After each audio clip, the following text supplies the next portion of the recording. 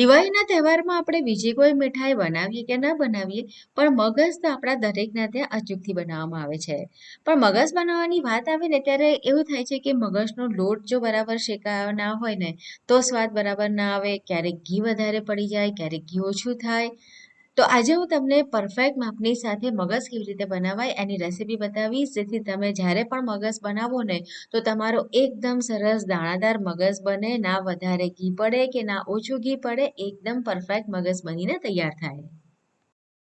Hello friends, હું છું Hetal. Kitchen ક્રાફ્ટમાં તમારા બધાનું હાર્દિક સ્વાગત છે. તો ચલો આજની મજેદાર રેસીપી બનાવવાનું શરૂ કરીએ. મગજ આપણું કામ એક સરખો બને એના માટે તમે જે મેઝરમેન્ટ લેતા હો ને એને ખાસ ધ્યાનમાં રાખવાનું છે. તો અત્યારે મેં 500 ગ્રામ ચાનો કરકરો લોટ લીધો છે, અને તમારે જો આ રીતે કપથી મેઝર કરીને લેવો હોય તો 3.5 કપ થશે. 250 ml નો જે કપ આવે છે ને એ કપના માપથી તમે ભરીને લો તો 3.5 કપ ભરીને લોટ થશે. તો આ પ્રમાણે જ્યારે તમે બધી જ વસ્તુઓ પરફેક્ટલી મેઝર કરીને લેશો ને તો તમારો જે મગજ છે એ કાયમ જ એક સરખો બનશે. એની અંદર ના ઘી વધારે પડશે ના ઓછું થશે. અને જ્યારે તમે કપમાં ભરતા હો ને તો હલકા હાથે ભરવાનું, બહુ દબાવીને નહીં ભરવાનું, નહીંતર પછી લોટની ક્વોન્ટિટી તમારી વધી જશે અને આપણું જે માપ છે એ ખોટું પડશે. અને હું તો એમ જ કહીશ કે બની શકે તો તમારી પાસે જો વજન કાંટો હોય ને તો તમારે એનો જ ઉપયોગ કરવો જોઈએ. તો 3.5 કપ ભરીને આપણે ચાનો કરકરો લોટ લઈશું.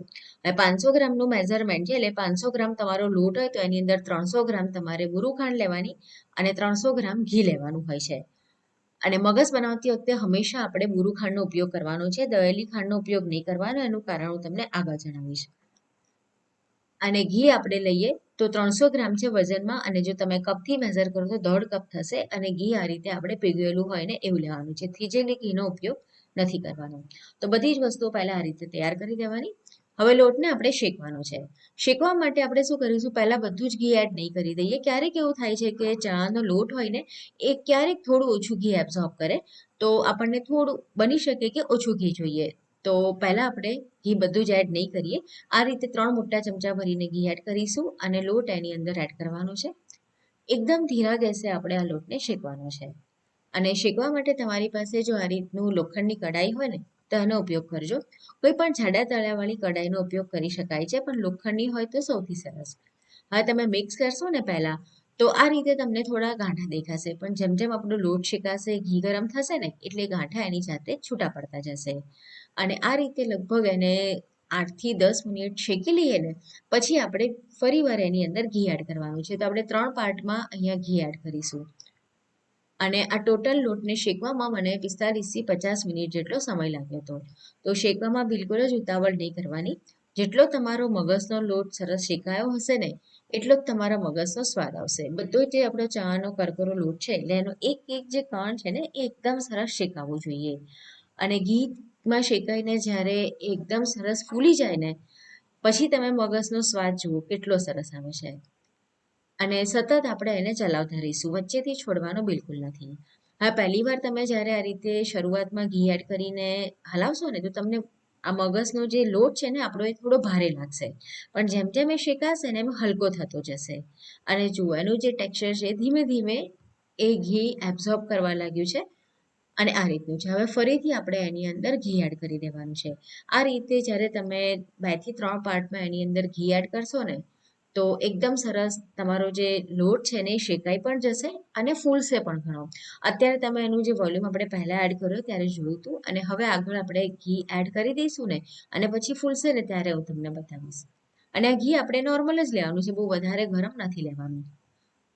તો આ સ્ટેજ ઉપર આપણે એની અંદર બધું જ ઘી એડ કરી દઈએ છીએ. આપણે બહાર જ્યારે લગ્ન પ્રસંગની અંદર મગજ ખાઈએ છીએ ને એકદમ દાણાદાર, તો એ હંમેશા ચાના કરકરા લોટમાંથી બનાવવામાં આવે છે.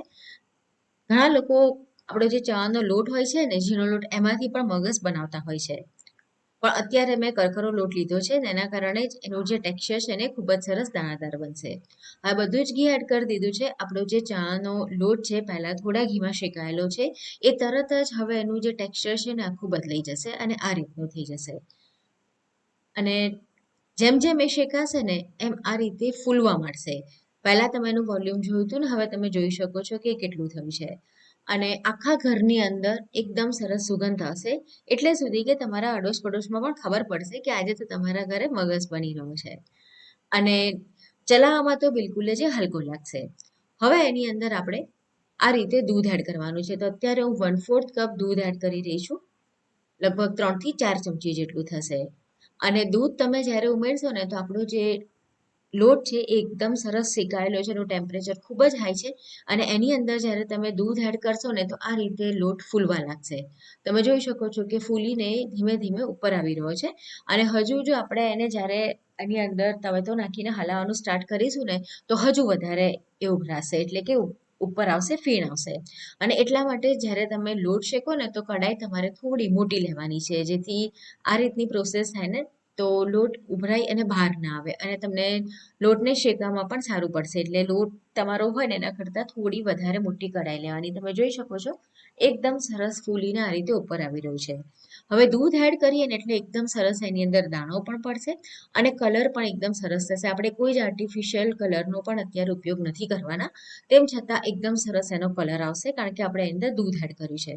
હવે દૂધ એડ કર્યું હોય તો એનું જે મોઇશ્ચર છે એ બધું જ આપણું અંદર બળી જાય ને ત્યાં સુધી એને આપણે શેકીશું. એટલે દૂધ ઉમેર્યા પછી પણ બીજી 2 થી 3 મિનિટ માટે આપણે ગેસ ચાલુ રાખવાનો છે.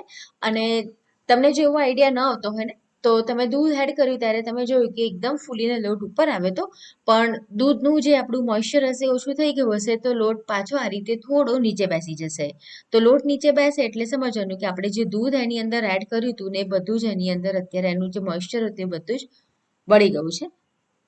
તો આ સમય પર આપણે ગેસને બંધ કરી દેવાનો છે. અને ગેસ બંધ કરી દઈએ ને પછી પણ આપણે થોડી વાર માટે આ રીતે એને હલાવતા રહીશું, અથવા તો પછી તમારે એને બીજા વાસણમાં કાઢી દેવાનું. પણ હું અત્યારે એને બીજા વાસણમાં નથી કાઢવાની, તો આ રીતે 2 થી 3 મિનિટ આપણે એને હલાવતા રહેવાનું. નહીંતર શું થાય કે નીચે છે ને આપણી કઢાઈ ગરમ હોય તો નીચેનો જે લોટ છે હજુ વધારે શેકાય, કલર પણ ચેન્જ થઈ જાય. અને ક્યારેક એવું થાય કે વધારે જો ગરમ હોય અને તો એનો સ્વાદમાં પણ થોડો ફરક આવે. તો એટલે આપણે એને 2 થી 3 મિનિટ આ રીતે હલાવતા રહેવાનું અને પછી એને મૂકી દેવાનું. લગભગ 2 થી 3 કલાક એને ઠરવા દેવાનું. પછી આપણે એની અંદર ભૂરું ખાંડ ભેળવવાની છે. તો એને જેમાં આપણે સેટ કરવાનો છે ને એને ઘીથી આ રીતે ગ્રીસ કરી લઈએ. મારી પાસે આ રીતનું મોલ્ડ છે. તમે કોઈ પણ થાળીમાં એને સેટ કરી શકો ને તમારે જેટલી એની હાઈટ રાખવી હોય એ પ્રમાણે તમારે લેવાની. તમારે જો મેં બનાવ્યા છે મોટા પીસ કરવા હોય તો તમે કુકરના ડબ્બામાં પણ એને સેટ કરી શકો છો. અને એટલી હાઈટ ન જોઈએ તો તમે કોઈ પણ થાળીની અંદર પણ સેટ કરી શકો. અને મેં અત્યારે મોલ્ડનો ઉપયોગ કર્યો છે. તો ઘીથી એકદમ ગ્રીસ કરી લેવાનું જેથી આપણે જ્યારે બહાર કાઢીએ ને તો ઇઝીલી એ અનમોલ્ડ થઈ જાય. હવે જો 2 થી 3 કલાક પછી એકદમ સરસ આ રીતે સેટ થઈ ગયો છે. અને ક્યારેક એવું બને કે ગરમીની સિઝન હોય ને તો થોડો વધારે સમય લાગી શકે છે. પણ ફ્રીઝમાં ક્યારેય નહીં મૂકવાનો, બહાર રૂમ ટેમ્પરેચર પર જ રહેવા દેવાનો. ભલે 2-3 કલાકના બદલે 4-5 કલાક લાગે. હવે એમાં આપણે 1 ટીસ્પૂન ઇલાયચી પાવડર એડ કરીશું અને ભૂરું ખાંડ એડ કરવાની છે. ભૂરું ખાંડ બનાવવાની જે પ્રોસેસ હોય ને એ આપણી દળેલી ખાંડ કરતાં અલગ હોય. અને એટલે જ જ્યારે તમે કોઈ પણ લાડવા બનાવતા હો, મગસ બનાવતા હોય ને ભૂરું ખાંડ મિક્સ કરો ને તો એ છે ને ઘીને એબ્ઝોર્બ નહીં કરે. તમે જો દળેલી ખાંડ નાખી હશે ને તો એ ઘીને એબ્ઝોર્બ કરશે અને તમારો જે મગસ છે ને ઘણીવાર ડ્રાય થઈ જાય. તમે ઘીનું માપ તો બરાબર લીધું હોય પણ એ ડ્રાય થઈ જાય. તો એટલા માટે આપણે ભૂરું ખાંડનો ઉપયોગ કરવાનો છે. અને એને સરસ રીતે મેં અત્યારે મિક્સ કરી લીધું છે. હવે આ રીતે મિક્સ કર્યા પછી આપણે આ રીતે બાઇન્ડિંગ કરીને જોવાનું. તમારે આમાંથી લાડવા બનાવવા હોય ને મગસના તો પણ તમે બનાવી શકો છો.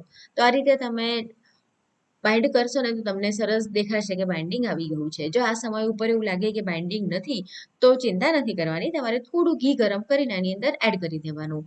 એટલે સરસ રીતે બાઇન્ડ થઈ જશે. અને ક્યારેક એવું થાય કે તમારાથી આ રીતે વજનમાં ન લીધું, અંદાજાથી લીધું અને ઘી વધારે થઈ ગયું હોય તો તમારે પછી બીજો થોડો કોરો લોટ શેકીને એની અંદર ભેળવી દેવાનો અને એ પ્રમાણે થોડી ભૂરું ખાંડ પણ એક્સ્ટ્રા લઈ લેવાની. તો પણ તમારો મગજ થઈ જશે, બગડશે બિલકુલ જ નહીં. હવે એને આપણે સેટ કરી લેવાનો છે. તો વાટકીથી આ રીતે તમે એને સરસ રીતે સેટ કરી લો. આ રીતે સેટ કર્યા પછી ગાર્નિશિંગ માટે આપણે બદામની કતરણ, પિસ્તાની કતરણ અને ચારોળી એડ કરીશું. ઓરિજિનલી તો મગસની અંદર ચારોળીથી જ ગાર્નિશિંગ કરવામાં આવે છે, પણ મેં અત્યારે બદામ અને પિસ્તાનો પણ ઉપયોગ કર્યો છે. તમે તમારી ચોઈસ પ્રમાણેનું ગાર્નિશિંગ કરી શકો છો. વાટકીથી થોડું પ્રેસ કરી દઈએ અને લગભગ અડધાથી 1 કલાક એને રહેવા દઈએ એટલે સરસ રીતે સેટ થઈ જાય. અને આ રીતે આપણે બદામ પિસ્તાની કતરણ લગાવી દઈએ ને પછી એની પર આપણે માર્ક કરી લઈશું, નિશાન કરી લઈશું. એટલે જ્યારે આપણે એને કાઢીએ ને તો ઇઝીલી આપણે એને બહાર કાઢી શકીએ. અને મેં અત્યારે થોડા મોટી સાઈઝના એના પીસ તૈયાર કર્યા છે. તો જો જોતાં જ ખાવાનું મન થઈ જાય એવો એકદમ સરસ દાણાદાર મગસ આપણો તૈયાર થઈ ગયો છે. અને એને બનાવીને તમે બહાર જ 1 થી સવા મહિના સુધી સ્ટોર કરી શકો છો. તો મગસની આ રેસીપી તમને કેવી લાગી કમેન્ટમાં ચોક્કસ જણાવો. રેસીપી પસંદ આવી છે, મારી મહેનત પસંદ આવી છે તો વિડીયોને લાઈક કરી તમારા ફ્રેન્ડ્સ અને ફેમિલીની સાથે વધુને વધુ શેર કરો. અને આવી નવી નવી રેસીપી જોવા માટે કિચન ક્રાફ્ટ ચેનલને જરૂરથી સબસ્ક્રાઇબ કરો.